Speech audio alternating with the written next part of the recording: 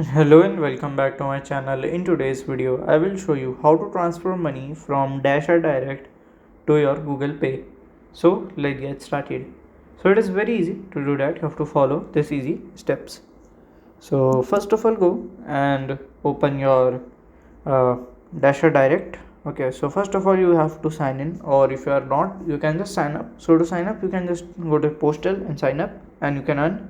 So your earning will become on your the wallet, and from there you can just add your Google Pay account, and from there you can get your payout. So by this way you can do it, and this is how to transfer the money from your DoorDash to your Google Pay. And if you find this video helpful, make sure you like, subscribe and share the video. And if you have any question related to this, you can let me know in my comment section. And thank you for watching.